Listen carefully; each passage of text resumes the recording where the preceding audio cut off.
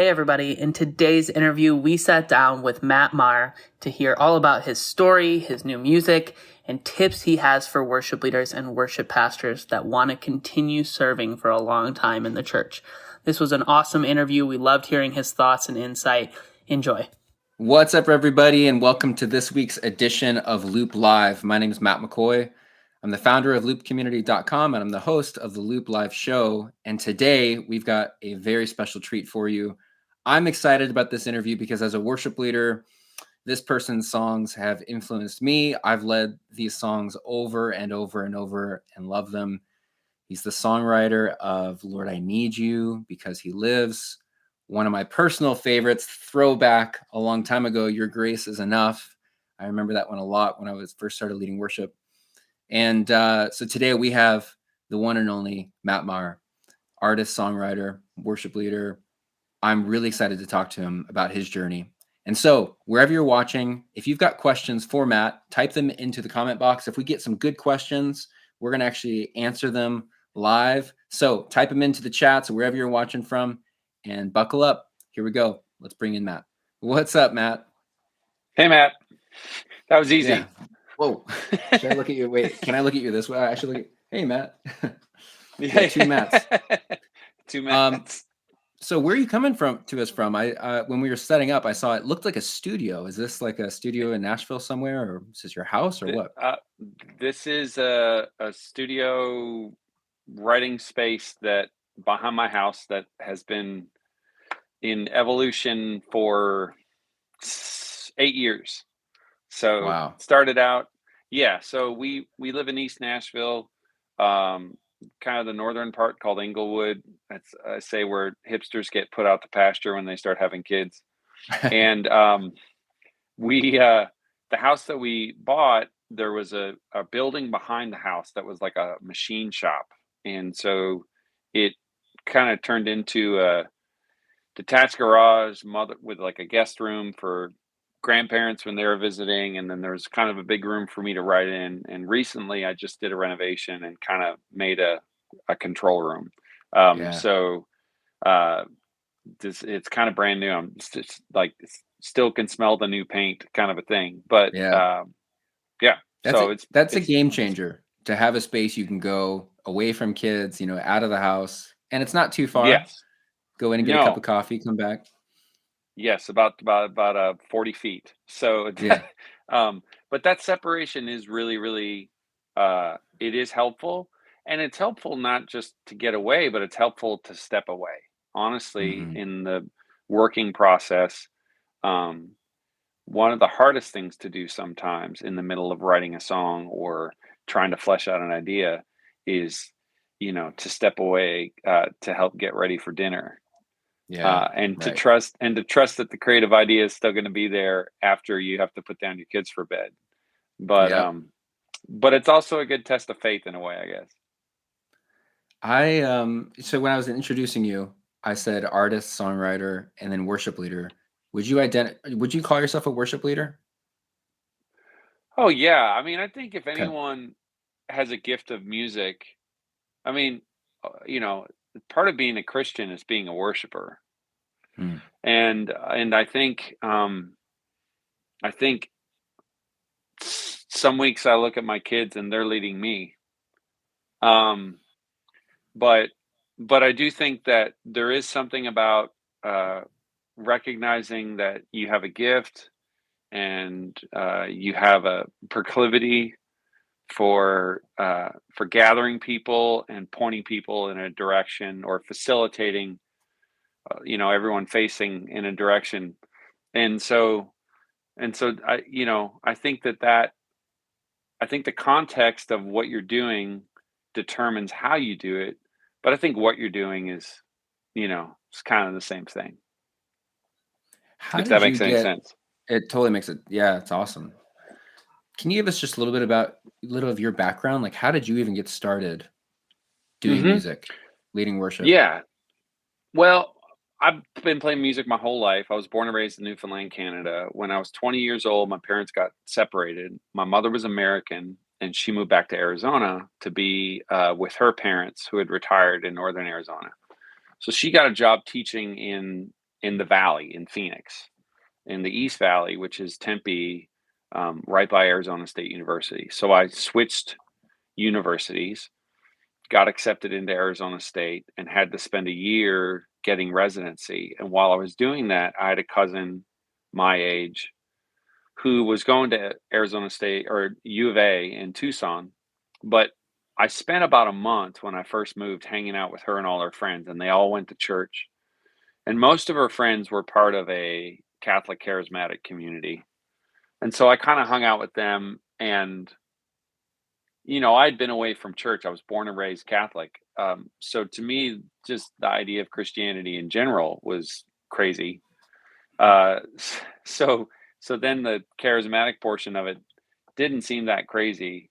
Um, sort of, I guess, in scope of it all.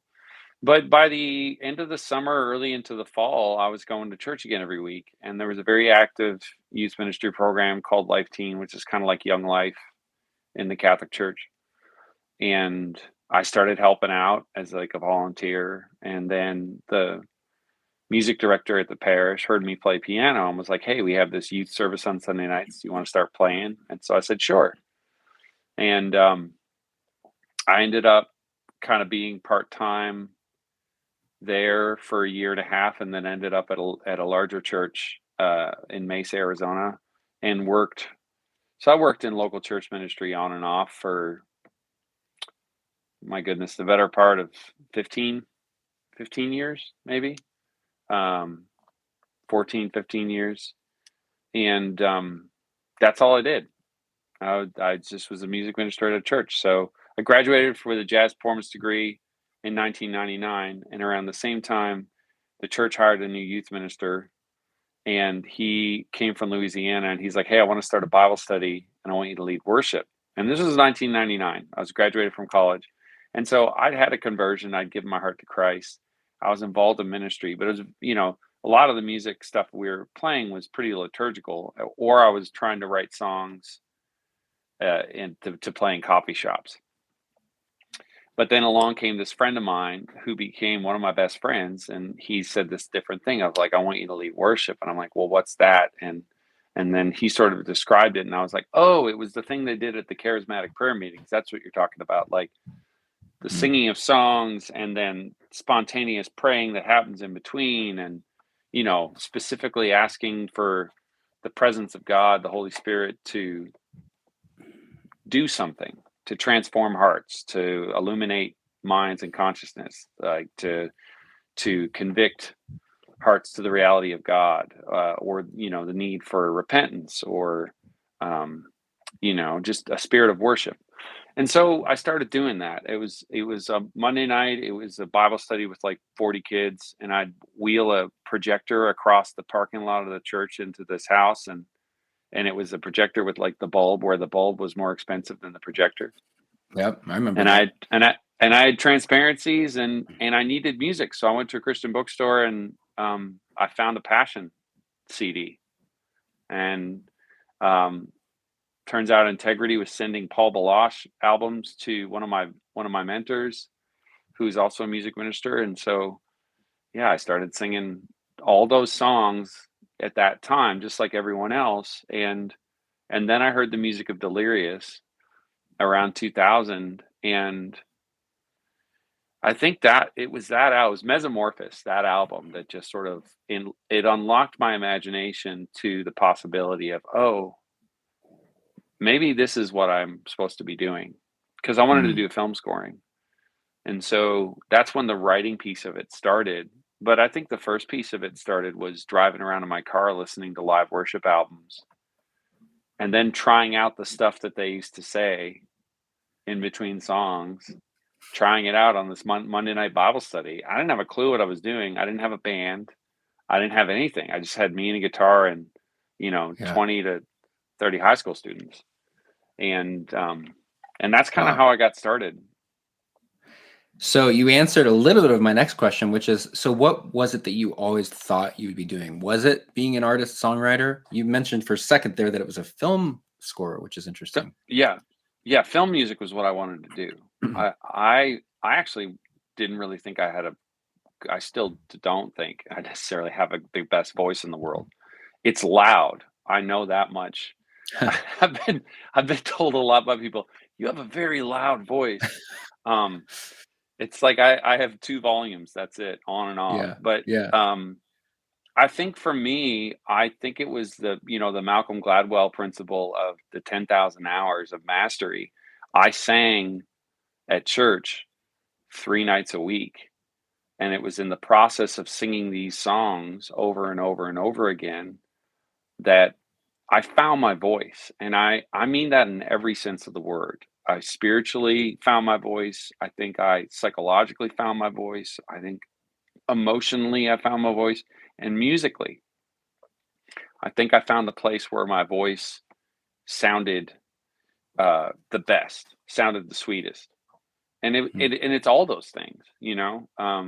It's not one or the other; it's all of it working together in tandem. And the technique side for some people is like some people could be savants. It's just they're doing it unconsciously. They aren't even thinking about it. And for me, it definitely wasn't that. I had to really, really work at the problems that I had in my singing.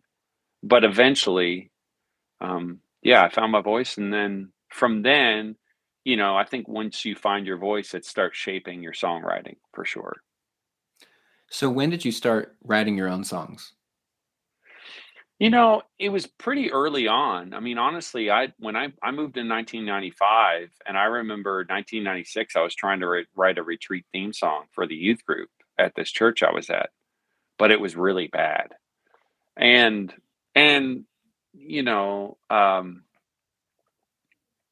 the guy that I first mentored with, uh, he was much more inspired by like Stephen Curtis Chapman. So a lot of the stuff that he was writing, which is Stephen Curtis Chapman was amazing, but it's not necessarily like it wasn't worship music. Like The Great Adventure is a great song, but it's not, and that's what that kind of music was. So the first thing I wrote was this song called Better Than Gold, which was kind of like a really poor attempt at a Stephen Curtis Chapman song. Yeah.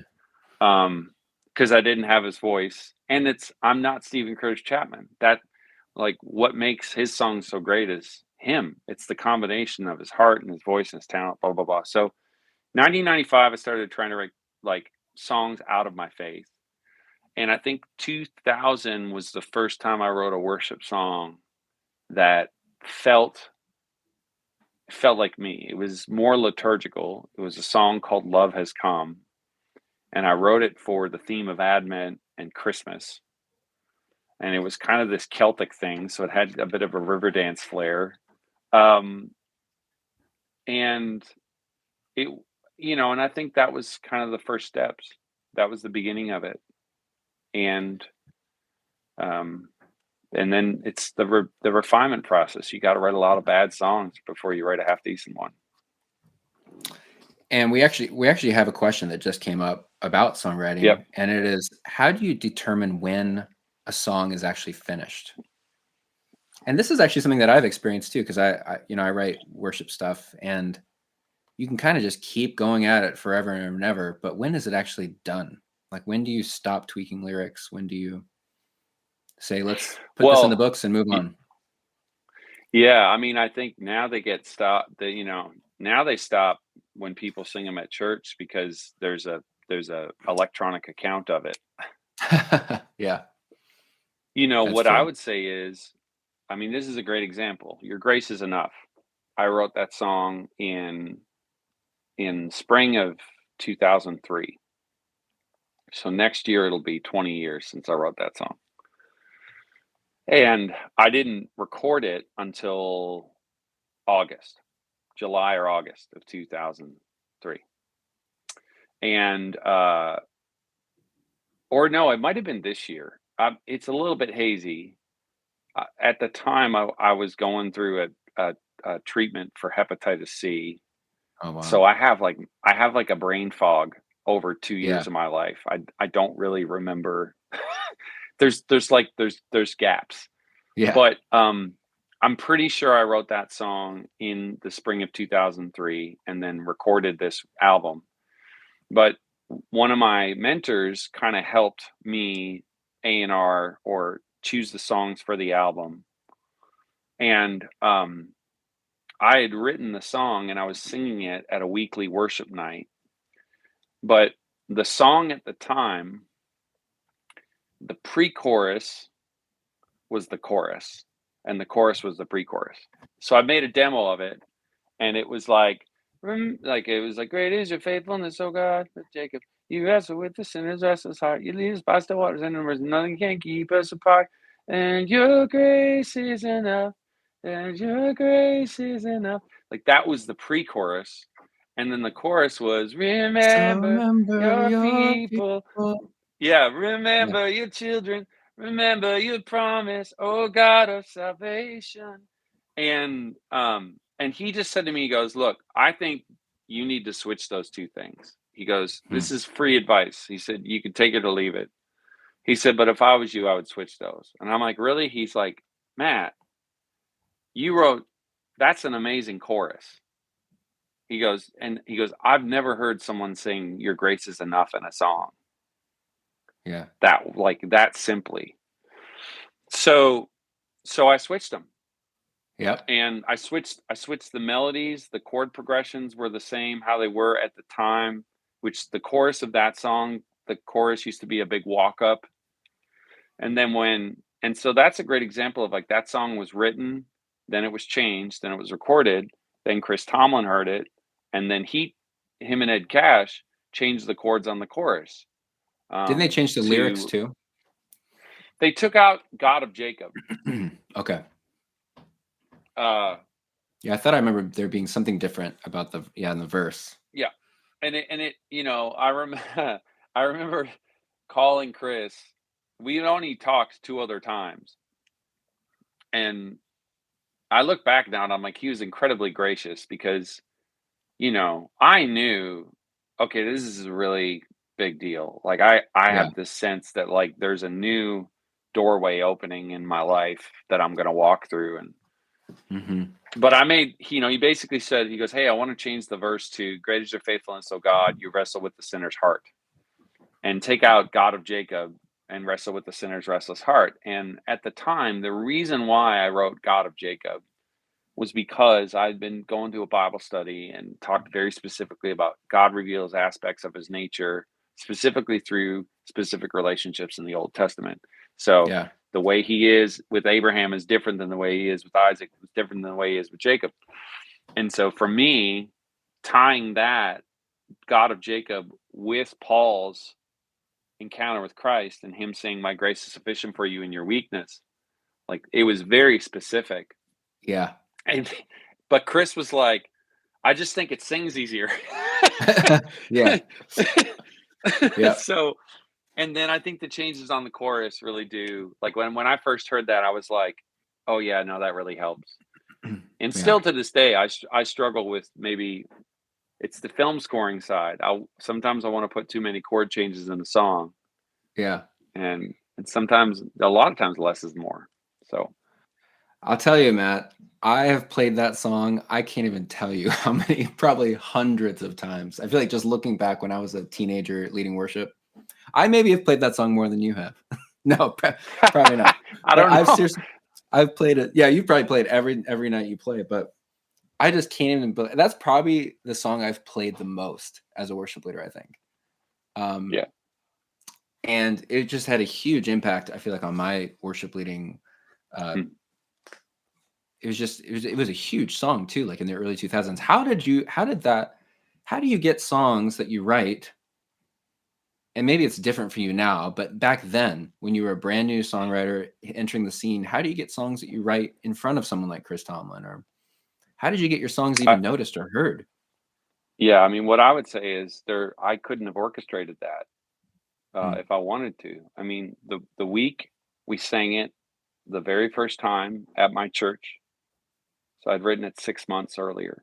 The very first time we ever sang it at my church was the weekend that Mike Yaconelli and the staff of Youth Specialties were in town for the National Youth Workers Convention, and they came a week early because they wanted to come see this crazy Catholic church they had heard about, where there was it was a Catholic liturgy, but then there was contemporary music, and there was a reverence about the kids, and they were just kind of, Yeah. and so they came to check it out, and I met Tick after we went out to dinner, and he walked up to me holding the worship aid because we used to print song sheets, all the lyrics. He's like, "Dude, did you write this song?" And I was like, "Yeah." And he goes, "This song's incredible." And I was like, "Oh, thanks, man." I mean, I didn't really know. I mean, Yeah. kind of in a bubble. And so he reached out like 4 days later and was like, "Hey, can you come down to the conference and lead that song at the end of a session?" And I was like, "Sure." And then he called the next day and was like, "Hey, I think I'm going to get Tomlin and his band to back you up. Is that okay?" And I was like, "Yeah, I think that's fine." Yeah. And, same thing. It was this moment of like, whoa, this feels totally foreign, but, like I couldn't have planned it. Um, Yeah. and I still to this day, like, that's been my experience, like with my music is, which is sounds funny because I, you know, you strike me that like even like, even youth group, being in youth group 20 years ago or leading these songs, there was a period like when I gave my heart to Jesus, I said no to self promotion. Uh, that was literally part of the gospel, or at least the Hmm. way it was presented to me.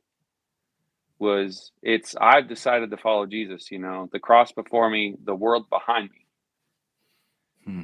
and the world includes the like not just the world, but like an obsession with materialism or an obsession with personal gain. And so many of the people that I looked up to in my journey really talked about death of self. So, my advice still to anyone, it sounds crazy, is don't get a YouTube page.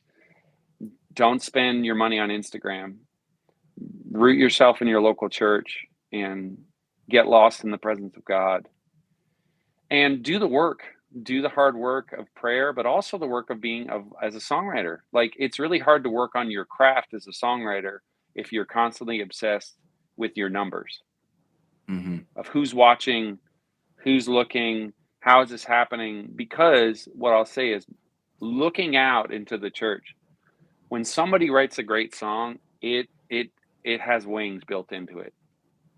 Hmm. Yeah. I mean, it just does. It Right. just gets around. You know what I mean? And I think we forget that. And I think there is an element of surrender, not just intrinsic to the gospel, but intrinsic to a gospel way of life. Yeah. That really is rooted in the here and the now and in the present moment of where you are. So I always tell people the best way to get your songs heard is to write a great song. Still, Hmm. That's good that's advice. the way to get your songs heard. And what I would say, it's like you go, well, I wrote this song and it's just as good as this other song, and I'm like, but is it just the same? Hmm. Because if it's just the same, but there's already another song that says the same thing, then don't say the same thing. Yeah. Right. Like push yourself. Um, Yeah. Worship music is not a musically driven format. It's a lyrically driven format. It's about the text. That's what makes hymns so incredible. I mean, sometimes it's a great chord change. It's a 16th century like chord movement, or like an 18th century, or whatever, uh, kind of chorale type thing that makes its way. Or sometimes it's a gospel riff that like still speaks, or someone will come up with a new variation or permutation on the same seven chords that we all use, and that's like a little innovation, and that's great. But Yeah. oftentimes, more than not, the thing that really drives the music of the people of God is, what are we saying? Hmm. And because central to the church is the word. Yep. And so it's like going back to the Wow. Psalms, going back to the scriptures, going back to the prayer closet, and coming out of it with that revelation of what God has said to you. That's the creativity. And the music comes, the music follows, the arrangements follow, the guitar riffs follow, the drum kick pattern follows. But if you don't have a great lyric that isn't saying something new and compelling, that's the difference maker, I think, still. But maybe I'm old fashioned, and it doesn't have to be I a love, lot of words. yeah. Yeah. What you just said, I think is brilliant. I've actually never thought about it that way. That actually what is at the root of Christianity is the word. And yes, that is really yeah, interesting. That is why lyrics are very, very important in what we're singing, what we're saying to God. yeah. Words matter because the word matters. Yeah. Like Right. Wow. So That's so good. and it's in some ways like all we have is our creativity, right? Yeah. That's part of our human nature of how we're made in the image and likeness of God. Is He gave us the ability to create and craft. Mm-hmm. And music, art, is this central form of expression that's unique to the human experience. It's patterned all throughout nature and creation. Yep. But we're the ones who can point it out. We're the ones that God gave the ability to name it, to catalog it, and then to turn around and use it as inspiration to craft something. And yeah, I mean, it's still to this day, someone will come along with a great song, and the thing is, it's what it's saying. Mm-hmm. I remember the first time my oldest son, after having a bad dream, when we were getting ready he was coming on a bus with me, and I taught him the chorus to No Longer Slaves. And he sang, I'm no longer a slave to fear, I am a child of God. And like that, it like cut right through me. I almost get emotional just thinking about that moment. And it's a great melody, but it's the words. Wow. So we're talking about a lot of things actually that I was not planning on talking about, but this is actually really, really good. I have a question for you someone like you, I feel like it's a given that if you're going to be writing songs, you're going to then probably be recording those songs and putting them on an album to release them.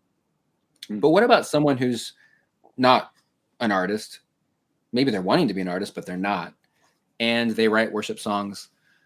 Is it worth them recording them and putting them out?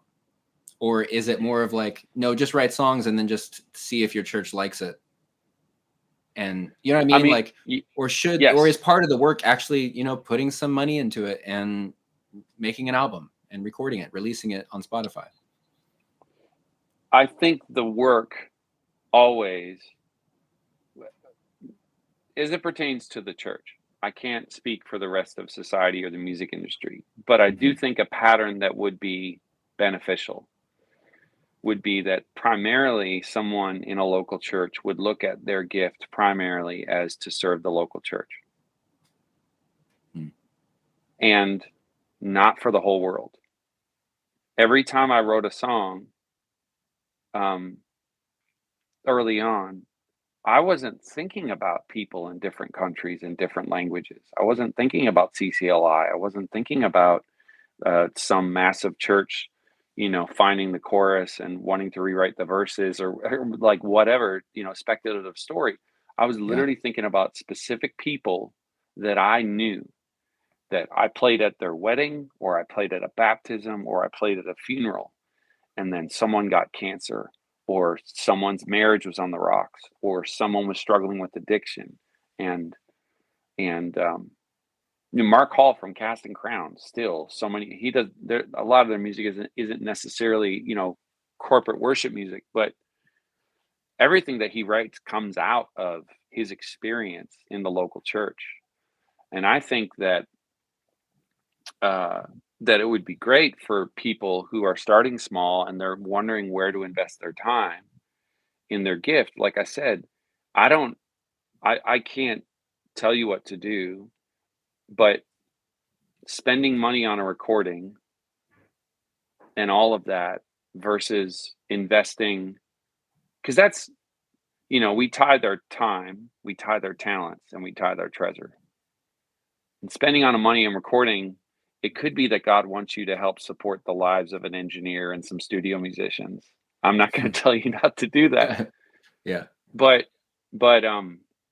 But I can guarantee you that trying out your songs in the local church and letting them become the song that body believe that it they're able to rally around it, it won't not benefit you in the long run. Like the first project I ever made, I only made 3,000 copies, and I literally sold it out of the back of my car, but I made it for my church.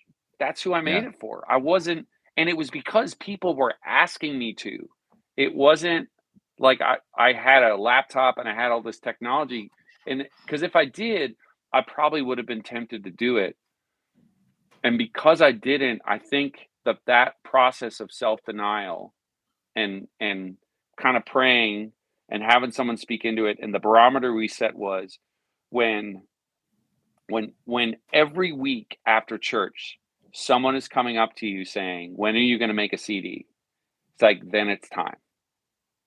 And so we just waited. I just waited. It was like a year and a half. It was the longest 2 years of my life. I was trying to finish college, and so my advice, yes, would be to someone. I'm not saying you shouldn't work on recording. Find, like, the great thing about technology now, it's so easy.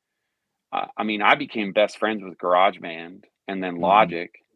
I demo all my songs. I try to demo them like they're full studio recordings as much as I can. I call it the George Lucas School of like audio, Yeah. because of how he made the Star Wars prequels.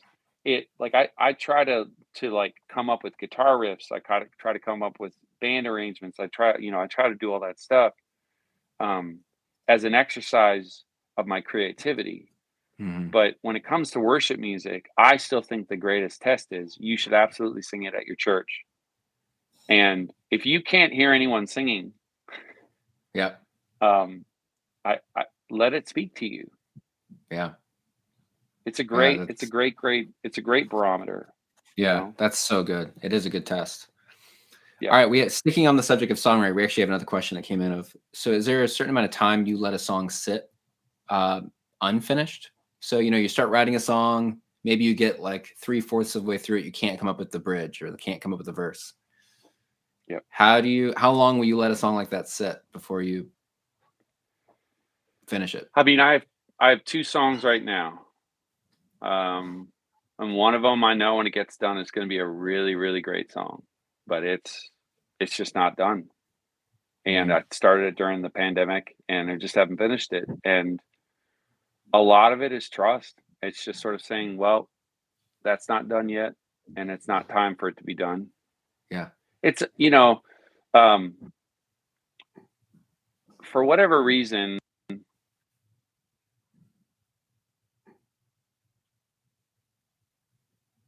I thought my I lost phone you. was set on no notifications, and I got a phone call. Yeah, it's all good. For some reason in my music, I joke, maybe it was because I'm Catholic, I've met a lot of winemakers, and I don't drink a massive amount of alcohol or something. Yeah. Occasionally I'll have a glass of wine, but I love the process of winemaking because it takes time. And the best wine comes from the ground that gets really irritated and challenged by weather extremes. The soil, content has to get, has to be just right. The temperature has to be just right. And I think creating is a lot like that. You have to be exposed to these extremes. Wine needs stress. Yeah.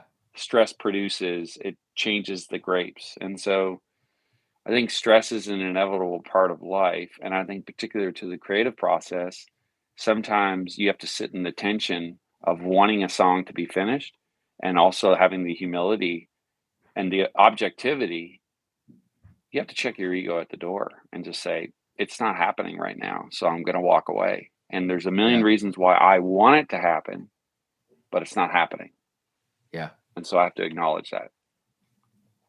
And I think that even goes along with the music career part of it, of just being trusting of God. Let him open the doors. Let him direct your steps. Let him. Oh, Matt, I lost you. Give me 1 second. If he wants to. You lost me? if God wants to send a song around the world, let him do that. Can you hold on one Yeah. second? I'm so sorry. No, it's all good. Can you hear me all We're having right? technical difficulties here.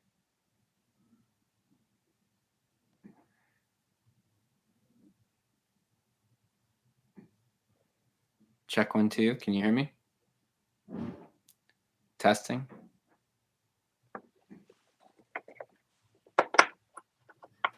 Testing 1, 2.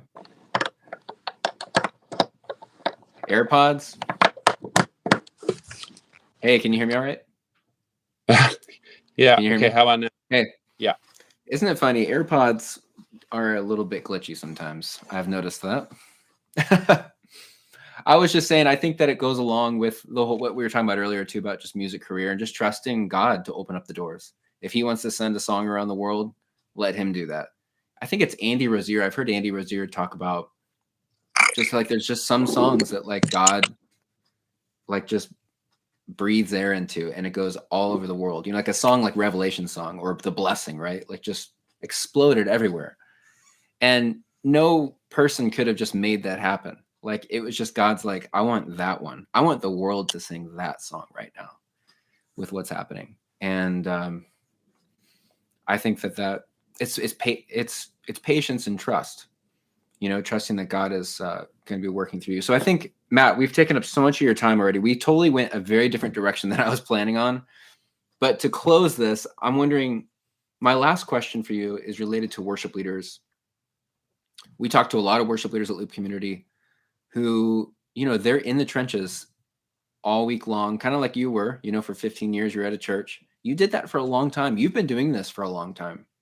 Is there anything you would tell a worship leader just that would keep them going, that would keep them from burnout, that would keep them in it for the long haul? Yeah. Can you hear me okay? I'm just making sure you can hear me. It's perfect. Okay. Yeah. I think the thing that I would say is that so much